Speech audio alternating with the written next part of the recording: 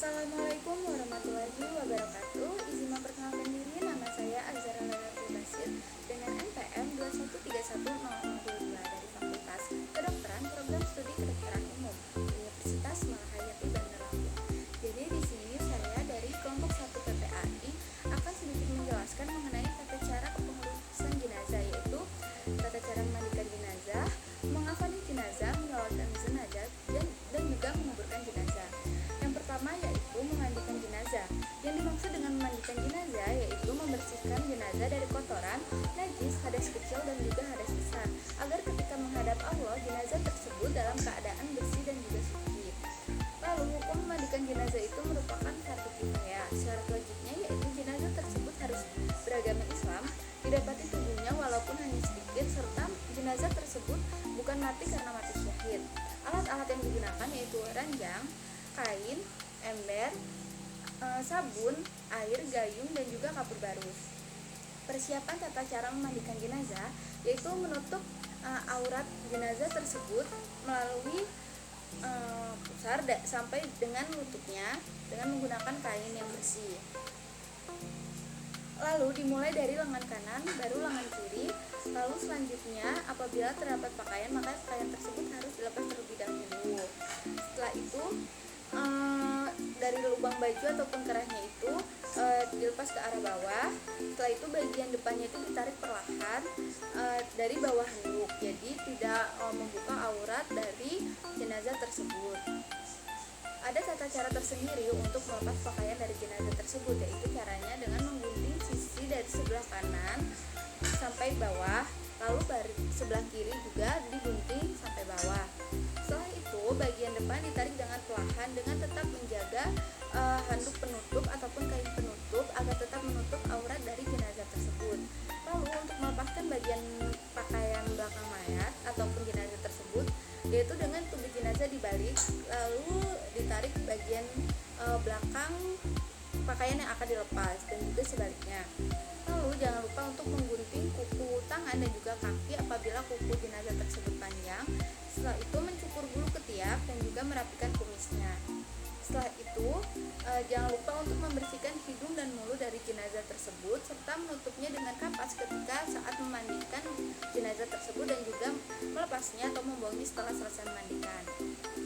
Sebelum memandikan jenazah, umat muslim perlu mendahuluinya dengan membaca niat dalam hati. Dikarenakan di sini saya wanita, maka jenazah yang akan saya mandikan yaitu jenazah wanita dengan membaca niat a'udzubillahi minasyaitonirrajim. Bismillahirrahmanirrahim. Nawaitul ghusla ada an hadzihil mayyitah lillahi ta'ala. Lalu memandikan jenazahnya yaitu yang pertama dengan menutup jenazah dengan kain ataupun handuk penutup dari dada hingga kaki ataupun hingga perut. Lalu bersihkan isi perut perlahan-lahan untuk mengeluarkan kotoran dengan memijatnya ataupun menekannya secara halus ataupun perlahan. Jangan lupa untuk memakai sarung tangan, dan juga saat membersihkan kotoran, tangan itu masuk ke dalam kain penutup ataupun handuk penutup, jadi tidak membuka aurat dari jenazah tersebut. Lalu jangan lupa tinggikan kepala jenazah agar air yang mengalir itu tidak mengalir ke kepala jenazah. Lalu bersihkan mulut, gigi, dan hidung jenazah. Membersihkan mulutnya bisa dengan menggunakan sikat gigi. Untuk membersihkan hidung dan juga telinganya dapat menggunakan kapas ataupun cotton bud. Jangan lupa untuk mewudukan jenazah juga seperti mewudukan manusia pada umumnya. Jadi seperti wudu biasa, yaitu mengusap ataupun memberikan air pada bagian muka, bagian tangan sampai siku, bagian kaki, dan juga seterusnya. Lalu siramkan air dari kepala dan wajahnya ini, yaitu jangan lupa mendahulukan bagian yang kanan. Jadi siramkan air ke seluruh tubuh dari sebelah kanan terlebih dahulu, lalu di bagian kiri. Lalu jangan lupa untuk memandikan ataupun menyiramkan air dari bagian belakang jenazah tersebut. Sebenarnya pada saat memandikan jenazah ada lebih dari satu orang, jadi ada yang memandikan jenazah dan juga ada yang menyiramkan air. Jadi jangan lupa memandikan jenazahnya itu dengan perasaan yang lembut, bagian belakang kanan dan juga bagian belakang yang sebelah kiri. Lalu dari bagian perut ataupun pusar, dari pusar itu sampai bagian kaki juga disiram oleh air bersih. Lalu setelah itu jangan lupa disiramkan dengan air sabun juga agar jenazah tersebut bersih dan juga wangi. Lalu setelah memandikan jenazah dengan air sabun, maka dibilas lagi dengan air bersih, dan juga pada bagian terakhir diberikan wangi-wangian ataupun berupa kapur barus. Perlakukan jenazah tersebut dengan halus dan lembut ketika menggosok anggota tubuhnya, dan juga membalikan tubuh jenazah tersebut, jangan diperlakukan dengan kasar. Setelah itu, jika keluar najis setelah jenazah tersebut selesai dimandikan, najis tersebut harus dibuang, dan juga jenazah tersebut harus dimandikan kembali hingga 5 ataupun 7 kali. Jika keluar najisnya setelah diletakkan di atas kain kafan, maka najisnya saja yang cukup dihilangkan, tidak perlu dimandikan lagi. Setelah itu, setelah dimandikan, keringkan atau usap tubuh jenazah dari atas ke bawah. Gunakan handuk yang halus dan juga usapkan dengan halus dan lembut. Lalu sebelum mengkafani jenazah, jangan lupa diberikan wangi-wangian di bagian kepala ataupun tubuhnya. Dapat menggunakan kapur barus, dan juga jangan menggunakan bahan yang mengandung alkohol. Selain itu, wangi-wangian tersebut jangan diberikan secara berlebihan, apalagi menggunakan bahan yang mengandung alkohol. Selain itu, jangan lupa dilakukan dengan halus dan juga lembut, jangan diperlakukan kasar jenazah tersebut. Nah, demikian merupakan tata cara memandikan jenazah, khususnya yaitu jenazah perempuan. Baiklah, jadi yang selanjutnya yaitu tata cara pemulasaraan jenazah, yaitu dengan mengkafani jenazah. Ada tata cara khusus untuk mengkafani jenazah. Baik, jadi di sini dikarenakan saya perempuan ataupun wanita, maka saya akan sedikit menjelaskan mengenai tata cara mengkafani jenazah wanita. Untuk jenazah wanita dibalut dengan 5 helai kain kafan, terdiri dari 2 helai kain, sebuah baju kurung, dan selembar sarung beserta dengan kerudungnya. Selanjutnya, tali pengikatnya disediakan sebanyak 7 helai kali ataupun 7 tas kali, diletakkan sama rata di atas usungan jenazah. Selanjutnya yaitu kemudian 2 kain kafan tersebut diletakkan sama rata di atas tali tersebut dengan menyisakan lebih panjang di bagian kepalanya. Selanjutnya yaitu mempersiapkan baju kurungnya, lalu buatlah potongan kerat tepat di tengah-tengah kain tersebut agar mudah dimasukkan ke dalam kepalanya. Setelah dilipat 2, biarkanlah lembaran baju kurung bagian bawah terbentang, dan lipatlah lebih dulu lembaran atasnya sebelum dikenakan kepada mayit ataupun jenazah tersebut. Lalu letakkan baju kurung ini di atas kedua helai kain kafannya. Selanjutnya yaitu mempersiapkan kain sarung, di mana kain sarung tersebut diletakkan di atas bagian atas baju kurungnya. Selanjutnya yaitu mempersiapkan kerudung, kemudian kerudung tersebut dibentangkan di atas bagian baju kurungnya. Setelah itu mempersiapkan kain penutup aurat seperti popok bayi bentuknya, lalu letakkanlah di atas kain sarungnya, tepat di bawah tempat duduknya. Letakkan juga potongan kapas di atasnya. Lalu bubuhilah wewangian dan ataupun seperti kapur barus di atas kain penutup aurat tersebut, dan juga di atas kain sarung serta baju kurungnya. Setelah itu, jangan lupa letakkan kedua tangan sejajar dengan sisi tubuh, lalu ikatlah kain penutup sebagaimana memepok bayi, kemudian dimulai dari sebelah kanan, baru diikat dengan baik. Setelah itu, balut kain kafan, mulailah dengan melipat lembaran pertama kain kafan sebelah kanan, balutlah dari kepala sampai ke ujung kaki. Jangan lupa mengikat tali-tali pengikat, mulailah dengan mengikat tali bagian yang dari bagian kepala dulu, jangan dari bagian kaki dulu. Jadi tertata, yaitu dengan mengikatnya dari bagian kepala hingga bagian kaki. Baiklah, jadi di sini saya akan sedikit memperagakan untuk mengkafani jenazah ataupun mengkafani mayit wanita, yaitu dengan meletakkan 7 utas tali di tempat yang telah tersedia. Dikarenakan di sini saya terkendala dari alat dan bahan dan juga dari probandusnya, maka saya akan menyesuaikan. Lalu di atas tali tersebut dibentangkan berupa baju kurungnya. Lalu mayat ataupun jenazah tersebut diletakkan di atasnya. Terus setelah itu dibentangkan, lalu dari sebelah kanan terlebih dahulu, baru dari sebelah kiri. Jadi diletakkannya itu agak sedikit dipanjangkan di bagian atas kepalanya. Baiklah, jadi dari sebelah kanan ke sebelah kiri, dimulai dari bagian kepala, diikat menggunakan tali yang telah tersedia. Untuk mengikatnya itu jangan terlalu seperti tali mati, agar nanti saat dikuburkan atau diletakkan di liang lahat dapat dilepas. Baiklah, jadi dari sebelah kanan ke sebelah kiri diikat.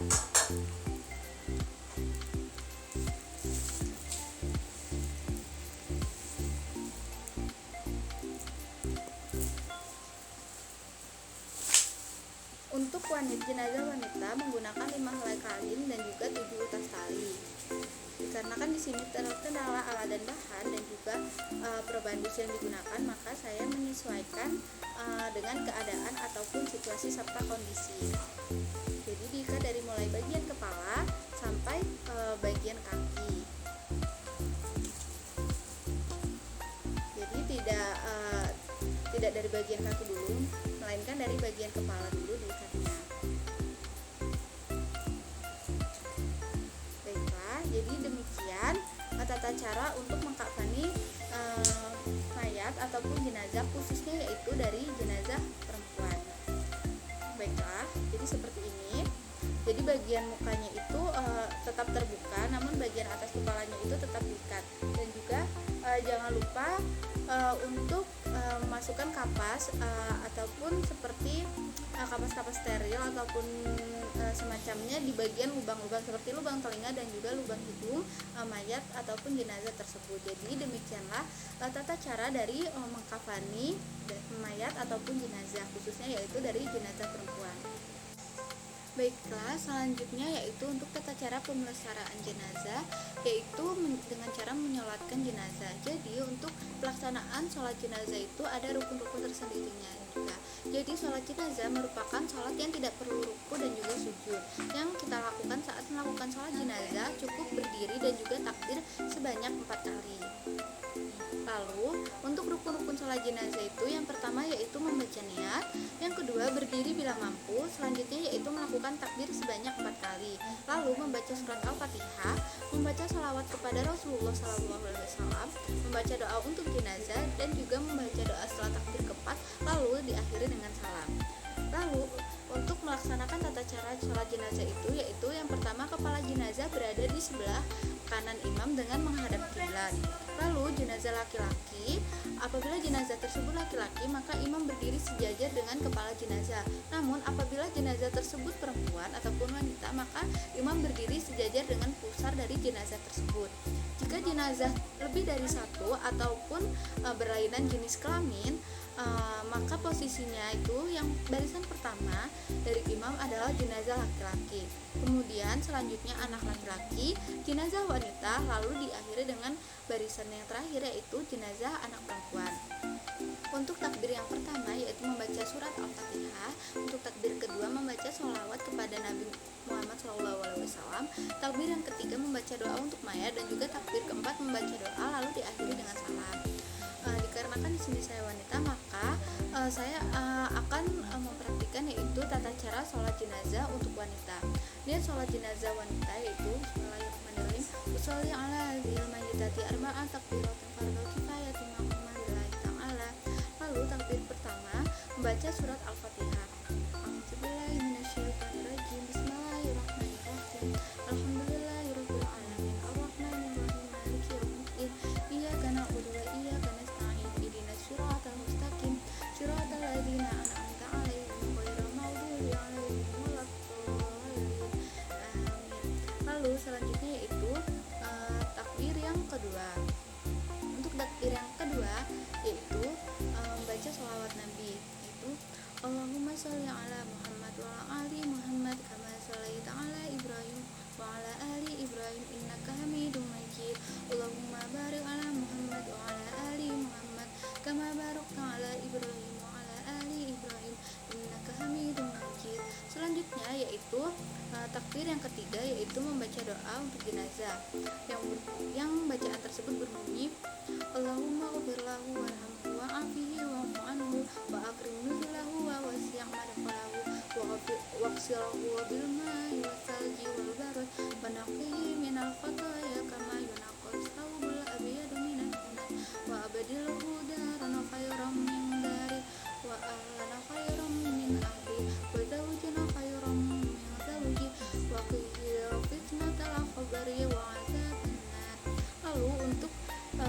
takbir yang ketiga yaitu membaca doa. Takbir yang ketiga tersebut maaf untuk takbir yang keempat yaitu membaca doa yang berbunyi Allahumma la tahrimna ajraha wa la taftinna ba'daha waghfir lana wa laha. Jadi untuk sholat jenazah ini terdapat empat takbir, lalu diakhiri dengan salam.